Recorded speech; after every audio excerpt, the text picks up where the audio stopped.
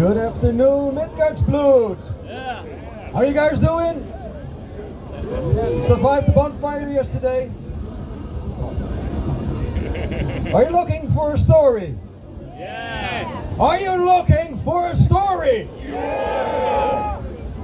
Well, the fun thing about being a storyteller is that you find out quite a few things. And I think everybody here at one point has looked upon the full moon, right? And we can all see something in the full moon. And I know why that is. That's because of Loki. Loki had pulled yet another prank. And he was kicked out of Asgard. And he knew that Heimdall was on his tail. Now, if there's one god you don't want on your tail, it's Heimdall. So he was trying to find a very good hiding spot. But fortunately for Loki, he heard the sun and the moon arguing. The sun and the moon are sister and brother, and he hears the sun go, "Brother, I know you're gorgeous, but you do know that everyone in Midgard thinks I'm the most beautiful."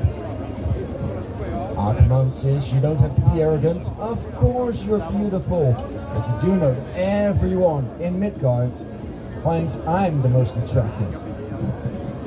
Now, well, brother, let's hold a contest. By day, I will show myself in my best form, and by night, you will do the same. We'll ask Heimdall to whom is looked upon the most, about whom is spoken about the most. And so, he went up to Heimdall.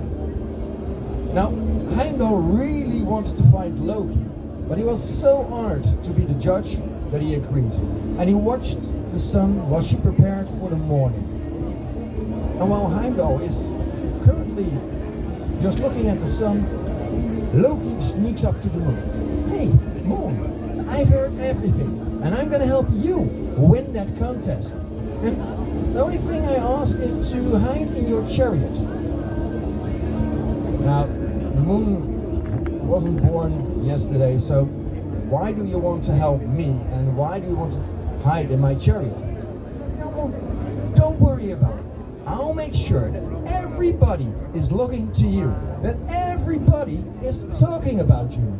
"And now, why in your chariot? I just want to see this game, of course, and what better place than your chariot?" The moon is still a bit suspicious, but he wants to win this contest, so he agrees. And Loki can join him in his chariot. And by doing so, is averted from the gaze and the sight from Heimdall. Morning comes, and the sun comes up, shining as radiant as ever. And everybody is talking about the sun. "Ah, such nice weather we have, it's nice and warm, how good kind of weather." However, when they try to look upon the sun, they cannot hold their gaze for long. And so the sun rides through the sky, radiant as ever, and disappears behind the horizon. And a turn comes for the moon. However, the moon has not prepared anything. The only thing he can do is, "Loki, your turn." And Loki jumps up in front of the chariot. He transforms himself into Buddy, strikes a pose, better one than I'm doing right now. But on the moon appears a bunny. And in Midgard, there's this farmer who, before he goes to sleep, looks upon the full moon.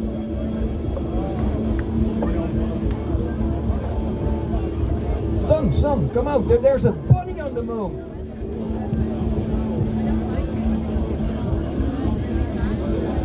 Well then, I know you're aging a bit, but that's not a bunny, that's a rooster. "Yo, brother, come out, check this out."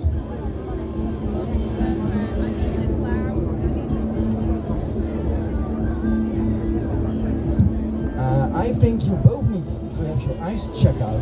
That's not a bunny, that's not a rooster, that's a pony." And so Loki changes from form to form and rides through the sky. This farmer goes to his neighbor, he pulls him out of bed, shows what's upon the moon, and what will be the next thing? Goes like fire through midnight. Everybody's pulling each other out of bed and talking about what will be the next thing we will see upon the moon. And Loki just keeps on changing.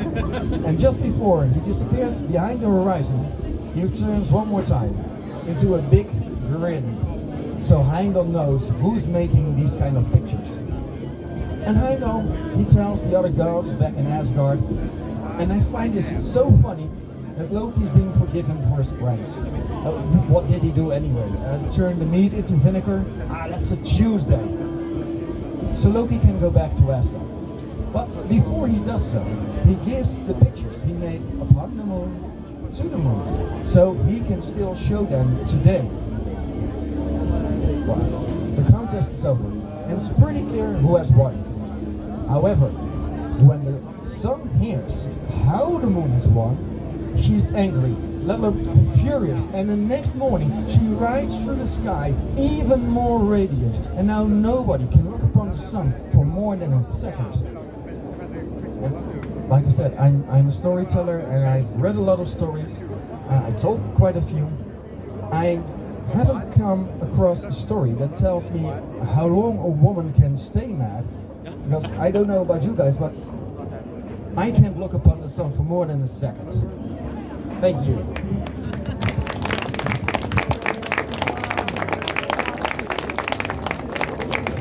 Now, let's talk some Viking stories. This is a story about the greatest Viking army ever. And it consisted out of 3 men. But they had a good thing going. One always took care of the swords. The other would take care of the shields. And the third guy was the cook. And they raided and they raided and they brought back the spoils. And they had such a good life. They were having fun. But one day, the guy who was sharpening the swords comes across a friend. Well, not an actual friend, because he was jealous, envious, and he was telling him that he was the idiot of the group. You're doing the heavy lifting, come on, making shields isn't that hard, and really, cooking? So when the guy came back to his friends, they had to switch the jobs, because he would no longer be the fool of the group. And no matter how the other two played it, he would not change his mind. And so they switched jobs. The sword guy took care of the shields, the shield guy went to be the cook, and the cook went to be the one taking care of the swords. And what happened? Their very next raid, they all died. Their swords were blunt, their shields broke, and they were sick to their stomach to begin with. Because, you know, the one who was taking care of the shields, did he know what type of wood to use? No, the other guy had spent years in making exactly the right type of wood, so the shields broke. Again, for this guy who's now taking care of the swords, what kind of stone should he use? He didn't know, so he just blunted them all. And of course, cooking doesn't sound that bad, but if you don't know which herbs to use, you get food poisoning. Now, I do not know if the 3 of them ended up in Valhalla or Volkvanger. I do know this. Do not let anyone tell you you're doing something wrong when doing it makes you happy.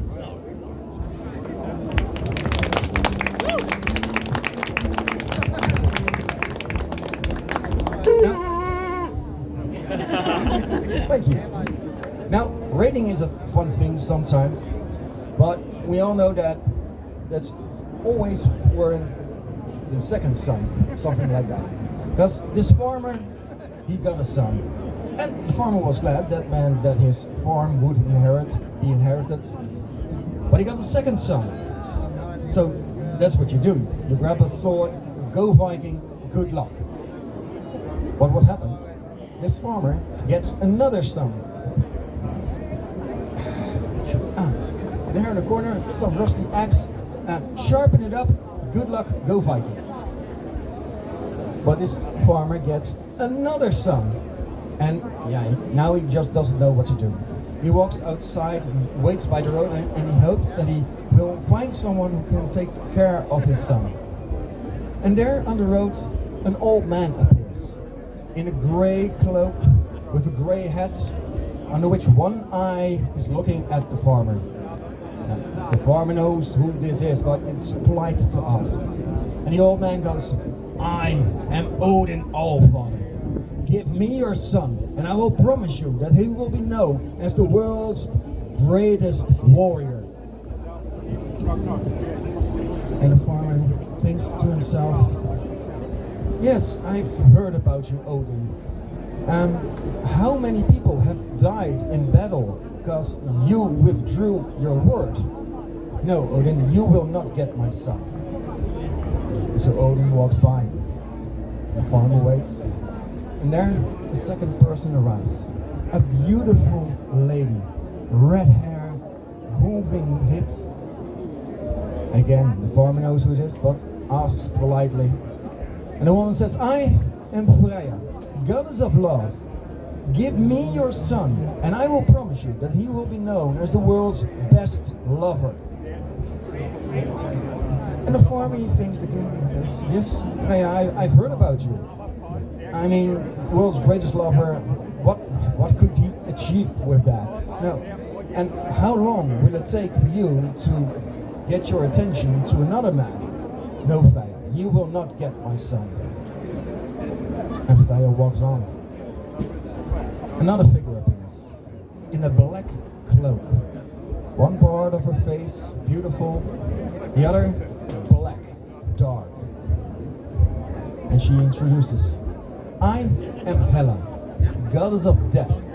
Give me your son, and I will promise you that he will be known as the world's greatest healer." And the farmer thinks, "Yes, Hela. Anyone who comes to your hall is treated equally. Yes, I will give you my son." And so the farmer's son becomes the godchild of death, being raised in Helheim. And when the time comes for him to go into the world, she gives him a flask of mead. And she says, "Go into the world, tell you're a healer. When you're at someone's sickbed, I will appear to you in your mind's eye. You can see my beautiful side, then you can say, you can have a drop of mead, and they won't be better. However, if you see my dark face, you will have to tell those persons that there's nothing you can do, and that person has to die." So he goes into the world and he heals a lot of people, and his fame grows. He's an honest healer too, because he also tells what he cannot heal. But one day he comes across a sick man, but it's his own brother, the one with the sword. And being a Viking, if you don't die in battle, you might not end up in Valhalla. So he just can't get himself to give him no meat, for Hela has shown his dark face. So he ignores him and gives his brother a sip of mead, and he grows well again. Hela appears. "Hey, that was not the deal. I showed you my dark face." And the godchild goes, "Oh, but Hela, I've been raised by you. I just see your face. I don't see beautiful or dark. I just see you." Kiss ass. "Okay, for this one time, I'll let it slide. But do not do this again." So he goes through the world and comes again to a sickbed. His second brother, the one with the axe, also sick. And again he sees the dark face of Hela.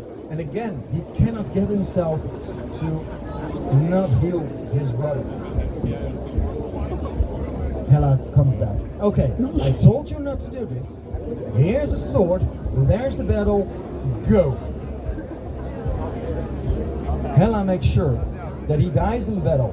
He's being picked up by the Valkyries, brought to Asgard, where Freya doesn't pick him first. Women have the first choice, of course. And he goes to Valhalla, where he has to fight each day as a healer. Now, I don't know if Hella ever had a soft spot which exchanged places. I do know this. If the goddess of death tells you not to do something, perhaps you shouldn't do it. Thank you.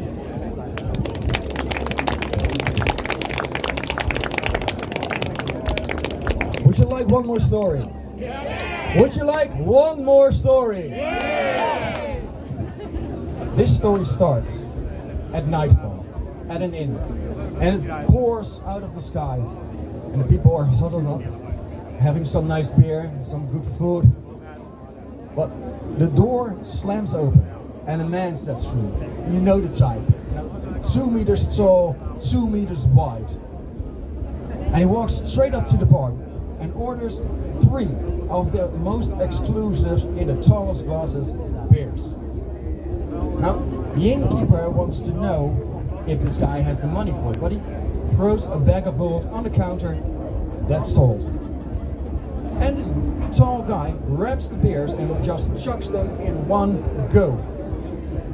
Now, most of the people in the inn have returned to their own matters.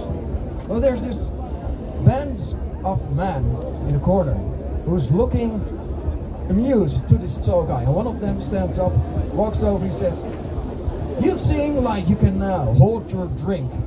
My name is Bochtdrinker. Would you care for a little wager, a drinking competition?" And to prove that he's serious, Bochtdrinker also orders three tall glasses of beer and chucks them down. The tall guy smiles and goes with Bochtdrinker to the table. And the beer is flowing, glass after glass after glass. But as time progresses, Bochtdrinker is being drunk under the table, and the tall guy is just yelling, "Another!" One of the other guys sits across him. He says, "Well, you're a tall guy, you can drink pretty well, but how are you in your muscles? My name is Tree Breaker. Care for an arm wrestling match?" And he pulls down one arm roll. It's no show, but he's got like a log of an arm. And again, this man, he smiles and he grabs his arm, and Tree Breaker thinks that, because he had such much to drink, it should be easy. So he pushes and he pushes, but he will not budge, and he pushes and he pushes, but he has to go down. After that, nobody is trying to do another wager with this tall guy, and he's getting a bit rowdy. He's throwing glasses around, and because he's so tough, nobody dares to speak up until the innkeeper has had enough. He calls the tall guy over and says, "Okay, we're gonna do one more wager. If I win, you'll pay for everything and you're leaving. But if you win, all drinks are free." What's the wager? I reckon I can drink 2 glasses of beer before you can finish 1 shot of whiskey. Well, that sounds like a good wager. So, innkeeper pours 2 beers, shot of whiskey. Maybe I was a bit hasty. I mean, 2 glasses of beer is a bit much. Would you care if I just have 1 beer in advance? And the moment I put down my glass, the wager is on. And to keep things honest, I will not touch your glass and you will not touch my glass. And the tall guy is all fine with this. So the innkeeper, he chucks down this beer, but when he puts it back on the counter, he turns it around and puts it over the glass of whiskey. The tall guy goes in, now I can drink my whiskey. And that is why you never make a wager with an innkeeper. The tall guy grows mad for a few moments, and you can hear the thunder outside. But then he smiles, grabs his coins, puts it on the counter, and he walks. And just before he goes out into the night, he wishes that the innkeeper, that his beer may ever be flowing and cold and foamy. And for a moment, nothing but the rain is heard, but then everyone in the inn grabs his drink and raises a toast to the innkeeper. Praise to the innkeeper, or as we would say in the Netherlands, hulde aan de kastelein. Now, usually when I do this story, there are a lot of guys, well, not in the background, because they are a band called Heidevolk, and they usually do a song after this story. Now, I'm not much of a singer, and the song isn't Dutch, but would you care to hear the song?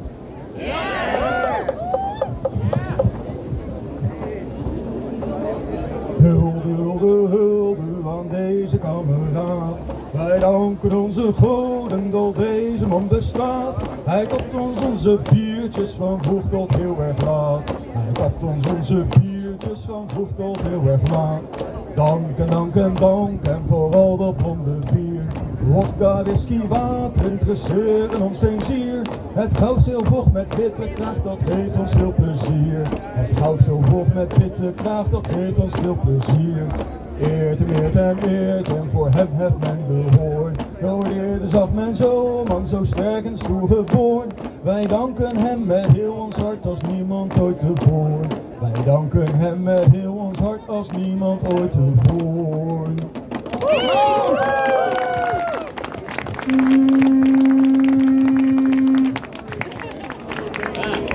Thank you so much for listening, coming out to my stories and this terrible song. Oh, the song's terrible, but I love my stories. But tomorrow at 6:45, I'll be doing another story. It's a story I brought with me from the Netherlands. I hope to see you all guys there, and otherwise, have a best time here at midgardsblot. Until next time. Yeah.